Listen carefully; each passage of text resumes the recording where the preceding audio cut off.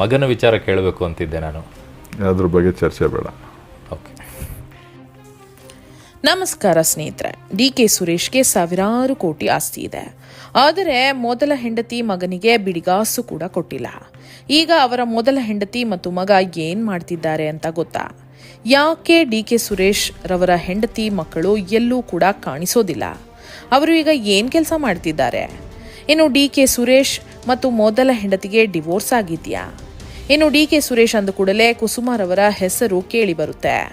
ಕುಸುಮಾಗೂ ಡಿ.ಕೆ. ಸುರೇಶ್ ರವರಿಗೂ ಏನ್ ಸಂಬಂಧ? ಯಾಕೆ ಡಿ.ಕೆ. ಸುರೇಶ್ ಯಾವಾಗಲೂ ಕುಸುಮಾರವರೊಂದಿಗೆ ತಿರುಗಾಡ್ತಿರ್ತಾರೆ? ಇನ್ನು ಡಿ.ಕೆ. ಸುರೇಶ್ ಅವರ ಮೇಲೆ ಎಷ್ಟು ಕೇಸ್ಗಳಿವೆ ಅಂತ ಗೊತ್ತಾ? ಅವರ ಬಳಿ ಎಷ್ಟು ಕೋಟಿ ಆಸ್ತಿ ಇದೆ ಅಂತ ಗೊತ್ತಾ?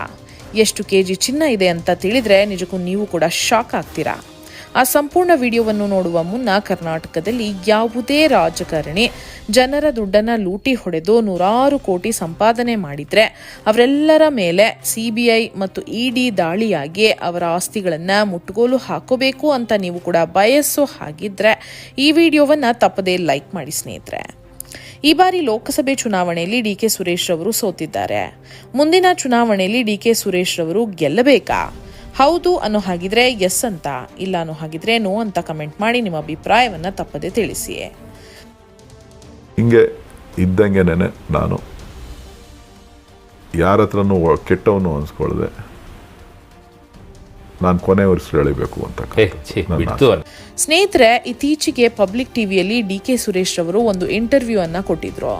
ಅದರಲ್ಲಿ ಅವರು ನನಗೆ ಜೀವನ ಸಾಕಾಗಿದೆ, ಕೆಟ್ಟವನು ಅಂತ ಅನಿಸಿಕೊಳ್ಳದೆ ಈಗಲೇ ಕೊನೆಯುಸಿರೆಳೆಯಬೇಕು ಎಂದು ಭಾವುಕರಾಗಿ ಮಾತನಾಡಿದ್ದಾರೆ ಮತ್ತು ನನಗೆ ರಾಜಕೀಯ ಇಷ್ಟವಿಲ್ಲ ಎಂದು ಕೂಡ ಹೇಳಿದ್ದಾರೆ.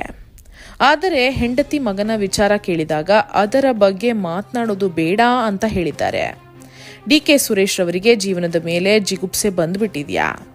ಯಾಕೆ ಅವರು ಈ ರೀತಿ ಮಾತನಾಡಿದ್ರು ಮತ್ತು ಹೆಂಡತಿ ಮಕ್ಕಳ ಬಗ್ಗೆ ಎಲ್ಲೂ ಕೂಡ ಮಾತನಾಡೋದಿಲ್ಲ ಯಾಕೆ? ಅವರ ಜೀವನದಲ್ಲಿ ನಡೆದಿರುವಂತಹ ಆ ಒಂದು ಘಟನೆನೇ ಈ ಎಲ್ಲದಕ್ಕೂ ಕಾರಣ. ಸ್ನೇಹಿತರೆ, ಅದನ್ನು ನೋಡುವ ಮುನ್ನ ಈ ಡಿ.ಕೆ. ಸುರೇಶ್ ಯಾರು, ಅವರು ಏನು ಕೆಲಸ ಮಾಡ್ತಿದ್ರು, ಅವರ ಹಿನ್ನೆಲೆ ಏನು ಅಂತ ಡೀಟೇಲ್ ಆಗಿ ತಿಳಿದುಕೊಳ್ಳೋಣ ಬನ್ನಿ. ಸ್ನೇಹಿತರೆ, ಡಿ.ಕೆ. ಸುರೇಶ್ ಅಂತಂದ್ರೆ ದೊಡ್ಡ ಹಾಲಹಳ್ಳಿ ಕೆಂಪೇಗೌಡ ಸುರೇಶ್ ಅಂತ.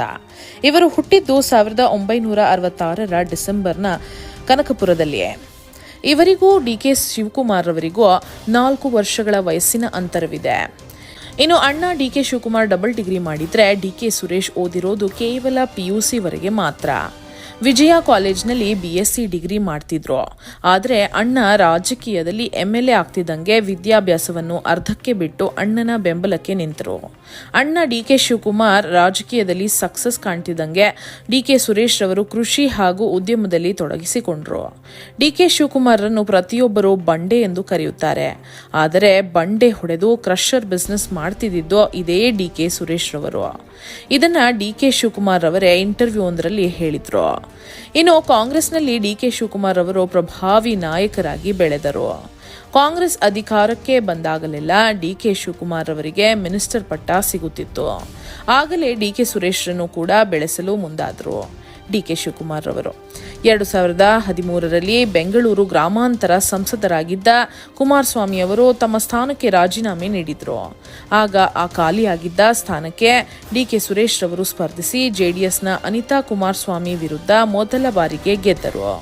ಮತ್ತೆ 2014 ಹಾಗೂ 2019ರಲ್ಲೂ ಕೂಡ ಬೆಂಗಳೂರು ಗ್ರಾಮಾಂತರ ಕ್ಷೇತ್ರದಿಂದ ಸಲೀಸಾಗಿ ಗೆದ್ದು ಬೀಗಿದರು. ಆಗ ಡಿ.ಕೆ. ಶಿವಕುಮಾರ್ ರಂತೆ ಡಿ.ಕೆ. ಸುರೇಶ್ ಕೂಡ ಪ್ರಬಲ ನಾಯಕರಾಗಿ ಬೆಳೆದರು. ಅಣ್ಣ ತಮ್ಮಂದಿರು ಇಬ್ಬರು ಜೋಡೆತ್ತುಗಳಂತೆ ಕಾಂಗ್ರೆಸ್ಗಾಗಿ ದುಡಿದರು. ಇನ್ನು ಇವರಿಬ್ಬರನ್ನು ಯಾರೂ ಕೂಡ ಟಚ್ ಮಾಡಲು ಸಾಧ್ಯವಿಲ್ಲ, ಸೋಲಿಸಲು ಆಗೋದಿಲ್ಲ ಅಂತ ಅಂದುಕೊಳ್ಳುತ್ತಿರುವಾಗಲೇ 2024ರಲ್ಲಿ ದೇವೇಗೌಡರ ಅಳಿಯ ಡಾಕ್ಟರ್ ಮಂಜುನಾಥ್ ರವರ ವಿರುದ್ಧ 2.5 ಲಕ್ಷ ವೋಟ್ಗಳಿಂದ ಹೀನಾಯವಾಗಿ ಸೋತರು. ಜನರು ಕೂಡ ಇವರ ದುರಹಂಕಾರಕ್ಕೆ ದರ್ಪಕ್ಕೆ ಬ್ರೇಕ್ ಹಾಕಲೇಬೇಕು ಅಂತ ಡಿಸೈಡ್ ಮಾಡಿ ಡಿ.ಕೆ. ಸುರೇಶ್ರನ್ನು ಹೀನಾಯವಾಗಿ ಸೋಲಿಸಿದ್ರು. ಇನ್ನು ಡಿ.ಕೆ. ಶಿವಕುಮಾರ್ ಮುಖ್ಯಮಂತ್ರಿ ಆಗೋದಕ್ಕೂ ಡಿ.ಕೆ. ಸುರೇಶ್ ಅವರ ಪಾತ್ರ ತುಂಬಾ ದೊಡ್ಡದಿದೆ ಅಂದ್ರೆ ತಪ್ಪಾಗೋದಿಲ್ಲ. ಇನ್ನು ಡಿ.ಕೆ. ಸುರೇಶ್ ರವರು ಸದಾಕಾಲ ಡಿ.ಕೆ. ಶಿವಕುಮಾರ್ ಅವರ ಕುಟುಂಬದವರೊಂದಿಗೆ ಕಾಣಿಸಿಕೊಳ್ತಾರೆ. ಆದರೆ ಡಿ.ಕೆ. ಸುರೇಶ್ಗೆ ಒಬ್ಬ ಹೆಂಡತಿ ಹಾಗೂ ಒಬ್ಬ ಮಗ ಕೂಡ ಇದ್ದಾನೆ. ಆದರೆ ಇವರಿಬ್ಬರು ಈಗ ಒಟ್ಟಿಗೆ ಸಂಸಾರ ಮಾಡುತ್ತಿಲ್ಲ. ಅದಕ್ಕೆ ಕಾರಣವೇನಪ್ಪಾ ಅಂತಂದ್ರೆ ಡಿ.ಕೆ. ಸುರೇಶ್ ಅವರ ಪತ್ನಿ ಒಂದು ಕಂಡೀಷನ್ ಅನ್ನ ಹಾಕಿದ್ರು. ನಿನಗೆ 2 ಆಪ್ಷನ್. ಮೊದಲಿಗೆ ನೀನು ನಿಮ್ಮ ಅಣ್ಣನನ್ನ ಬಿಡಬೇಕು ಅಥವಾ ಎರಡನೇ ಆಪ್ಷನ್ ಹೆಂಡತಿ ಮಗನನ್ನ ಬಿಡಬೇಕು. ನೀನು ಈ ರಾಜಕೀಯ ನಿಮ್ಮ ಅಣ್ಣ ಎಲ್ಲವನ್ನ ಬಿಟ್ಟು ಬಂದ್ರೆ ಮಾತ್ರ ನಮ್ಮ ಜೊತೆಗಿರಬಹುದು ಎಂದು ಹೇಳಿದ್ರು. ಆದರೆ ಡಿ.ಕೆ. ಸುರೇಶ್ ಅವರು ಹೆಂಡತಿ ಮಗನನ್ನ ಬಿಟ್ಟು ಅಣ್ಣನನ್ನ ಆಯ್ಕೆ ಮಾಡಿಕೊಂಡ್ರು. ಈಗಲೂ ಡಿ.ಕೆ. ಸುರೇಶ್ ತಮ್ಮ ಮಗನೊಂದಿಗೆ ಸಂಪರ್ಕದಲ್ಲಿದ್ದಾರೆ. ಆದರೆ ಅವರ ಹೆಂಡತಿ ಜೊತೆ ಮಾತನಾಡೋದಿಲ್ಲ. ಇನ್ನು ಮಗನನ್ನು ರಾಜಕೀಯಕ್ಕೆ ತರ್ತೀರಾ ಎಂದು ಇಂಟರ್ವ್ಯೂನಲ್ಲಿ ಕೇಳಿದಾಗ ನಾನು ನಮ್ಮ ತಂದೆಯ ಮಾತನ್ನೇ ಕೇಳಲಿಲ್ಲ, ಇನ್ನು ನನ್ನ ಮಗ ನನ್ನ ಮಾತನ್ನ ಕೇಳ್ತಾನಾ ಎಂದು ಡಿ.ಕೆ. ಸುರೇಶ್ ಅವರು ಹೇಳಿದ್ರು. ಆದರೆ ಇನ್ನು ಕೆಲವರು ಹೇಳುವಂತಹ ಕಥೆನೇ ಬೇರೆ. ಮಾಜಿ IAS ಅಧಿಕಾರಿ ಡಿ.ಕೆ. ರವಿರವರ ಪತ್ನಿಯಾದ ಕುಸುಮಾಗೂ ಡಿ.ಕೆ. ಸುರೇಶ್ ಅವರಿಗೂ ಸಂಬಂಧವಿದೆ ಅಂತ. ಅದಕ್ಕಾಗಿಯೇ ರಾಜರಾಜೇಶ್ವರಿ ನಗರದ MLA ಟಿಕೆಟ್ ಅನ್ನು ಕೂಡ ಕುಸುಮಾ ಅವರಿಗೆ ಡಿ.ಕೆ. ಸುರೇಶ್ ರವರು ಕೊಡಿಸಿದ್ರು. ಹಾಗೂ ಕುಸುಮಾರನ್ನ ಗೆಲ್ಲಿಸಲೇಬೇಕು ಎಂದು ಡಿ.ಕೆ. ಸುರೇಶ್ ಹರಸಾಹಸವನ್ನ ಪಟ್ಟಿದ್ರು ಎಂದು ರಾಜರಾಜೇಶ್ವರಿ ನಗರದ MLA ಆದ ಮುನಿರತ್ನರವರು ಆರೋಪಿಸಿದ್ರು. ಇನ್ನು ಡಿ.ಕೆ. ಸುರೇಶ್ ಹಾಗೂ ಕುಸುಮಾ ಅವರು ಒಟ್ಟಿಗೆ ಇರುವಂತಹ ಫೋಟೋಗಳನ್ನ ಕೂಡ ಮುನಿರತ್ನ ಅವರು ಬಿಡುಗಡೆ ಮಾಡಿದ್ರು. ಇದೇ ಕಾರಣದಿಂದ ಅವರ ಹೆಂಡತಿ ಮತ್ತು ಮಗ ಡಿ.ಕೆ. ಸುರೇಶ್ ಜೊತೆಗಿಲ್ಲ ಎಂದು ಮುನಿರತ್ನರವರು ಹೇಳಿದ್ರು. ಆದರೆ ಇದ್ಯಾವುದಕ್ಕೂ ಡಿ.ಕೆ. ಸುರೇಶ್ ಅವರು ತಲೆ ಕೆಡಿಸಿಕೊಂಡಿಲ್ಲ. ತಾವು ಬೆಳೀತಿರೋದನ್ನ ಕಂಡು ಕೆಲವರು ಹೊಟ್ಟೆ ಕಿಚ್ಚಿನಿಂದ ಈ ತರದ ಸುದ್ದಿನ ಹಬ್ಬಿಸ್ತಿರ್ತಾರೆ ಎಂಬುದು ಡಿ.ಕೆ. ಸುರೇಶ್ ಅವರ ವಾದವಾಗಿದೆ.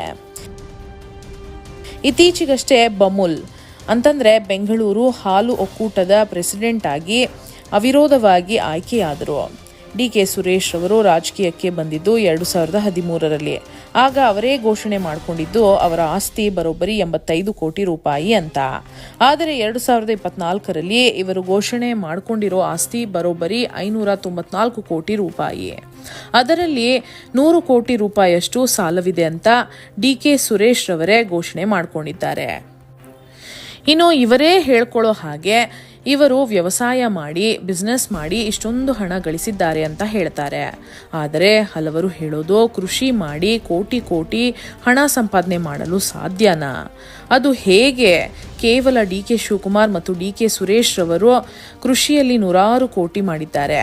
ಆ ಟೆಕ್ನಿಕನ್ನ ರೈತರಿಗೂ ಹೇಳ್ಕೊಟ್ಬಿಟ್ರೆ ಎಲ್ಲರಿಗೂ ಅನುಕೂಲವಾಗುತ್ತೆ ಎಂದು ಕುಮಾರಸ್ವಾಮಿ ಅವರು ವ್ಯಂಗ್ಯ ಮಾಡಿದ್ದಾರೆ. ಸ್ನೇಹಿತರೆ, ಇದು ಕೇವಲ ಘೋಷಣೆ ಮಾಡಿಕೊಂಡಿರುವಂತಹ ಆಸ್ತಿಯೇ. ಆದರೆ ಅಘೋಷಿತ ಆಸ್ತಿ ಇನ್ನೂ ಬೇಕಾದಷ್ಟು ಇರಬಹುದು. ಅಚ್ಚರಿಯ ಸಂಗತಿ ಏನಪ್ಪಾ ಅಂತಂದ್ರೆ ಹೆಂಡತಿ ಮತ್ತು ಮಗನ ಹೆಸರಿನಲ್ಲಿ 1 ರೂಪಾಯಿ ಕೂಡ ಆಸ್ತಿ ಮಾಡಿಲ್ಲ ಡಿ.ಕೆ. ಸುರೇಶ್ ರವರು. ಇನ್ನು ಡಿ.ಕೆ. ಸುರೇಶ್ ಅವರ ಮೇಲೆ ಒಂದಲ್ಲ ಎರಡಲ್ಲ 12 ಕ್ರಿಮಿನಲ್ ಕೇಸ್ಗಳಿವೆ. ಅದರಲ್ಲಿ ಲಂಚದ ಆರೋಪಗಳು ಕೂಡ ಕೇಳಿ ಬಂದಿವೆ. ಒಟ್ಟಲ್ಲಿ ಡಿ.ಕೆ. ಸುರೇಶ್ ಅವರು ಕೂಡ ಡಿ.ಕೆ. ಶಿವಕುಮಾರ್ ರಂತೆ 100 ಕೋಟಿ ಆಸ್ತಿಗಳನ್ನ ಮಾಡಿದ್ದಾರೆ. ಕ್ರಿಮಿನಲ್ ಕೇಸ್ಗಳನ್ನು ಕೂಡ ಹೊಂದಿದ್ದಾರೆ. ಮುಂದಿನ ದಿನಗಳಲ್ಲಿ ಇವರು ಕೂಡ ಕರ್ನಾಟಕದ ಮುಖ್ಯಮಂತ್ರಿಯಾದರೆ ಆಶ್ಚರ್ಯ ಪಡುವಂತಿಲ್ಲ. ಯಾಕಪ್ಪ ಅಂತಂದ್ರೆ ಈಗ ರಾಜಕಾರಣದಲ್ಲಿ ಹೇಗಿದೆ ಅಂತಂದ್ರೆ ಯಾರ ಬಳಿ ಅತಿ ಹೆಚ್ಚು ಹಣವಿದೆಯೋ ಅಥವಾ ಯಾರ ಮೇಲೆ ಅತಿ ಹೆಚ್ಚು ಕ್ರಿಮಿನಲ್ ಕೇಸ್ಗಳಿದೆಯೋ ಅವರೇ ರಾಜಕೀಯದಲ್ಲಿ ಬೆಳೀತಾರೆ. ಅದಕ್ಕೆ ಉದಾಹರಣೆ ಅಂದ್ರೇನೆ ಈ ಡಿ.ಕೆ. ಬ್ರದರ್ಸ್. ಇನ್ನು ಡಿ.ಕೆ. ಬ್ರದರ್ಸ್ ಬಗ್ಗೆ ನಿಮ್ಮ ಅನಿಸಿಕೆ ಅಭಿಪ್ರಾಯಗಳಾದರೂ ಏನು ಅಂತ ಕಮೆಂಟ್ ಮಾಡೋದನ್ನ ಮಾತ್ರ ಮರಿಬೇಡಿ. ಹಾಗೆ ವಿಡಿಯೋವನ್ನ ತಪ್ಪದೇ ಎಲ್ಲರಿಗೂ ಶೇರ್ ಮಾಡಿ. ಧನ್ಯವಾದಗಳು.